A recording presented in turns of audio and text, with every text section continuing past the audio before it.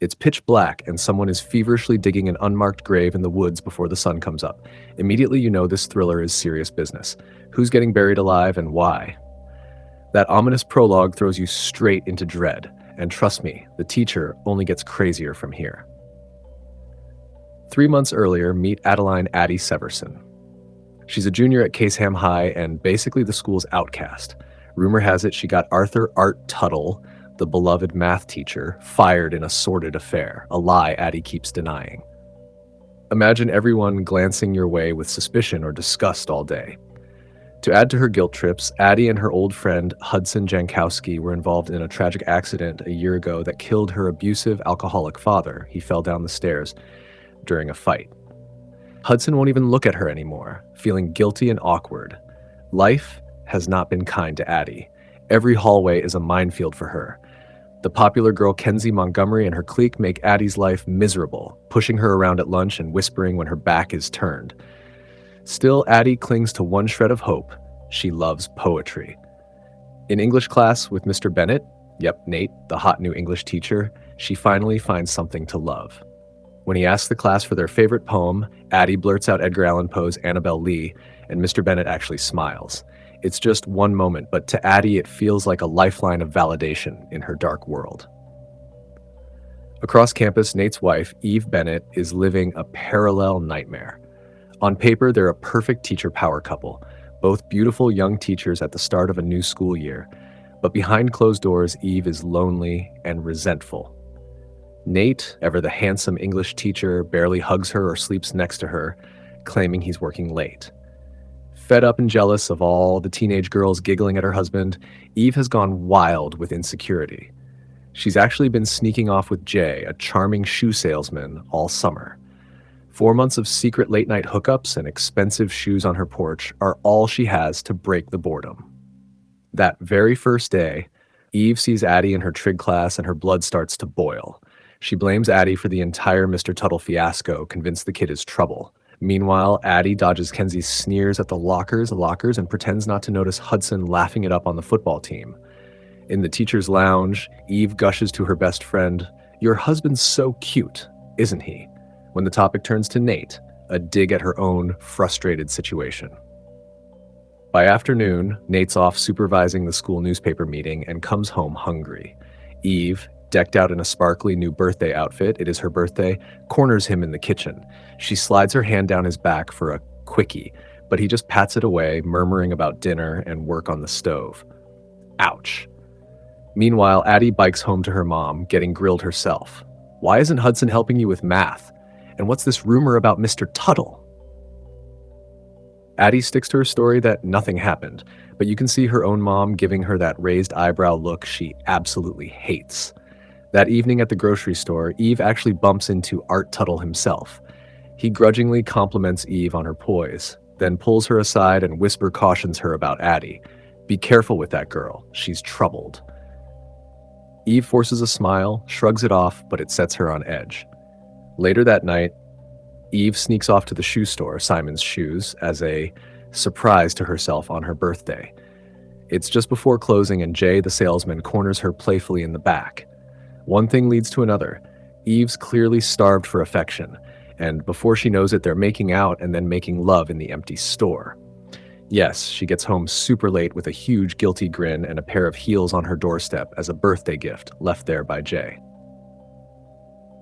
This affair is giving Eve some life again, even if she knows it's dangerous. Meanwhile at school, Mr. Bennett is coming closer to Addie than any teacher ever has. At a poetry club meeting, he reveals that he submitted Addie's poem about her dead father to a statewide contest and raves that she's amazing, telling her to believe in herself. Addie's chest swells with pride until her so-called friend Lotus scoffs that Addie only won because she romances teachers. Brutal. Later, gym class turns into humiliation. Kenzie and the girls flood Addie's locker and leave her squatting in drenched gym clothes for a whole day. Nate notices how upset she is and lets her go home early. But Addie's heart is on fire. She ends up parked outside Kenzie's mansion with Kenzie's stolen house key in her hand, ready to break in for revenge. She creeps through the yard, but a startled cat jumps out and she flees like a scared kid, shaking as she races away. At home, Things are tense for Eve on her birthday. She's wearing a gorgeous pair of secret heels, but every time she asks Nate to dance in the living room or go for a spin in the kitchen, he glances at the clock or his phone. Finally, he says he's tired and needs rest. Excuse me? Inside the Italian restaurant later, Eve can barely enjoy her cake. Nate's eyes keep drifting to the next table, where Nate spots Addie dining with her mom. He whispers to Eve that Addie is so talented and gives her an almost flirtatious smile. Eve spits out, "Yeah, she's trouble," finally blowing her cool. She's reminding Nate about poor Art Tuttle's downfall. Addie freezes when she realizes Nate saw her. She flees to the restroom bathroom, where Mr. Bennett meets her. He's sweet. Nate asks what happened when she tried to break in at Kenzie's house. Addie tries not to cry, whispering it was a misunderstanding. Nate nods and, touching her shoulder with reassuring sympathy, suggests an exercise. Write a revenge letter to whoever's hurting you, from your heart, then tear it up. As weird as it sounds, it makes Addie feel a little better.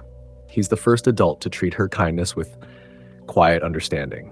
She goes back to the table, cheeks on fire, as Nate walks out with a cryptic, "You're gonna be okay." That night, Eve comes home to find an Amazon box of Louboutin knockoffs on the porch with a bow on it. Her hands tremble as she reads a text from Jay. "Left these for you. I love you. Be home soon." She's half dreaming, half scared out of her wits, but thrilled. Next morning, the entire school is abuzz. Nate is more protective of Addie than ever, giving her extra help in math and insisting they grab lunch together. Nate steers Eve through the hallway without giving her a straight answer about the gift. Meanwhile, Addie's head is spinning. For one, she will write that revenge letter, and for two, she's caught this family's secret loop.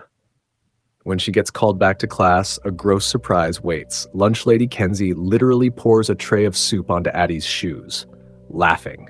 Yes, soup on shoes. Nate hears the commotion, then calmly drags Eve off. He points out that Addie might feel wronged and that he made Eve go easy on her for cheating. Eve stubbornly says, "Whatever," and walks off. It's weird, but he touches Eve on the arm apologetically, and she kisses him to affirm, "It's okay." Addie is furious and embarrassed. She storms down the hall, tears in her eyes, heading to see Nate in his classroom. Confused, Nate asks what's wrong. Instead of smashing her wrath outwards, something inside Addie snaps. She's utterly overwhelmed, yet desperate to explain. She blurts out that she loves Nate and defends their story. Nate is gentle at first, telling her it'll be okay. But as Addie gets more hysterical, begging Eve to understand, Eve appears behind her, having just followed them. Eve is calm but cold. She grabs Addie by the shoulders and says calmly that she saw them kiss. Addie panics and lashes out.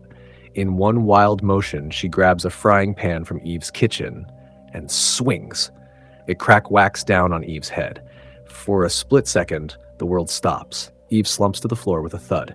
Addie steps back, shock and horror flooding her face. No, what did she just do? She fumbles for a towel to stop the bleeding, her heart pounding. She pulls out her phone and, shaking, calls Nate.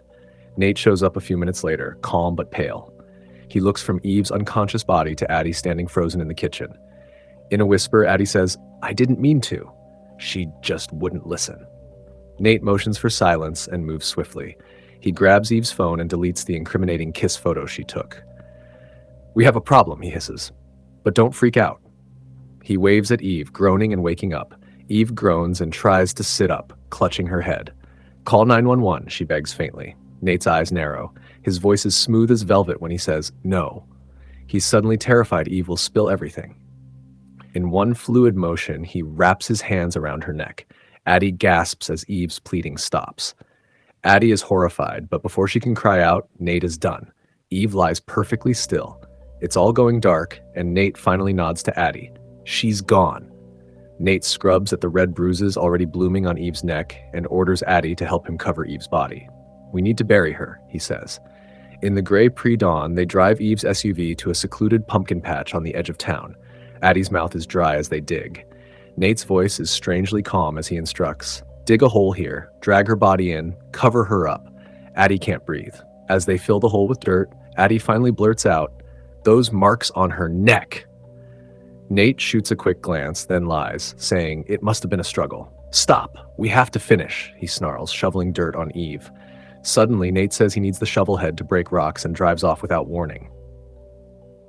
Addie panics in the cold, dark fields. She dials Hudson on her cell and whispers, "Pick me up now." Within the hour, Hudson, remarkably calm, finds Addie shivering by the side of the road. He bundles her into his truck and promises he won't tell anyone a word. While Addie huddles with Hudson far away, Nate phones the police pretending to be the worried husband. He says Eve vanished on a trip to see family in New Jersey. Detectives show up at the Bennett home and find Eve's shoes in the kitchen, caked with mud. Detective Sprague's eyes narrow. They've found a fragment of pumpkin juice in the kitchen, too. Nate plays the grieving widower perfectly and casually mentions that Addie had a history with Mrs. Bennett, the cheating issue, and an angry letter he'd given her to write. The cop takes notes, suspicious. At the same time, back at Addie's house, a detective interviews Addie. She sticks with her story. "Nate's been nice to me for no reason. He's been helping me." She lies like Nate told her to. The detective almost sighs, then asks with a pointed look, "You sure you don't want to tell us anything? Because Mr. Bennett seems to think you know more." A day later, Kenzie shows up at Addie's house. She looks serious and kind of scared. Kenzie hands Addie a crumpled slip of paper. It's the poem Addie read in class the other day. But Addie's throat goes dry when Kenzie adds, "Nate gave me that exact poem back in middle school." Kenzie admits Nate had been giving her attention for years, telling her the same sweet things he's telling Addie. She even tearfully says he started grooming her when she was 14, back when her own problems made her an easy target. This changes everything.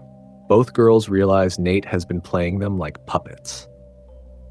They race to the police together and spill every secret. Nate's affairs with Addie and with Kenzie, how he manipulated and lied.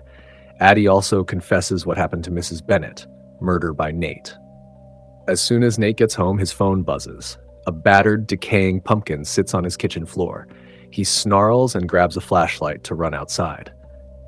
At the pumpkin patch under the moon, Nate calls out Eve's name while digging. His shovel hits something, but it's too quick. When he clears it away, there's nothing there. The grave is empty. Nate's heart skips. He wipes dirt on his hands in shock. And then Eve Bennett is standing over him. Eve survived. She had woken up to the sound of Addie's terrified screaming after Nate ran off. Addie's grave was only shallow, and Eve had moved on her own.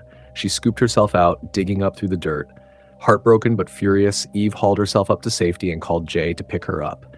And yes, Jay is actually Hudson Jankowski in an awesome disguise, but Eve and Jay never told Nate that part yet. Together, Eve and Jay lured Nate back to the pumpkin patch under a false pretense. When Nate started digging, Jay tackled him and chloroformed him. Eve's eyes flash as she remembers. She used to be Nate's student when he was fresh out of college. They had an affair when she was just 15. The poem he once wrote for her is sitting on his desk, which is the same poem he's been giving to Addie and Kenzie. Now Eve and Jay drag Nate's limp body into the very same pit, stack him on the ground, and shovel dirt in. As dirt covers Nate's face, Eve whispers, "Goodbye, Mr. Bennett." Eve feels no remorse. Standing above him, she watches as the final shovelful of soil pummels the lid on his coffin. He is buried alive with the monster he is. 6 months later, Caseham High has a new status quo. Police files say Mr. Wahado Bennett simply up and disappeared after being named a sex offender, and they've closed the case. Everyone tells horror stories of him running away with a faded photograph. Eve Bennett, now a widow, quietly reappears in town claiming she just needed to get away and get back home. Life goes on. But in a small corner of the cemetery, one final twist. Eve pulls a handkerchief off her face, and Hudson steps out of the shadows. "Mrs. Bennett," he says, deadpan. Suddenly it hits everybody watching. The mysterious Jay was actually Hudson all along. He faked the shoe store meetings to shelter Eve after Nate choked her. The point is moot, though. Addie and Hudson lock eyes across the graves. Their secret is out, the truth is brutal, but for once they have each other. The book ends with Addie and Hudson holding hands tightly, stepping into the sunlight together. So, who takes all this craziness home? Is Nate the real villain for what he did, or was Eve justified in her revenge? Will Addie ever trust anyone again? Drop a comment with your theory on who's the monster here, or if this was all one big tragedy. If you enjoyed this wild ride, smash that like button and subscribe so you don't miss my next late night breakdown of another twisted thriller. Stay curious, stay safe, and remember, always double check who's really on your team.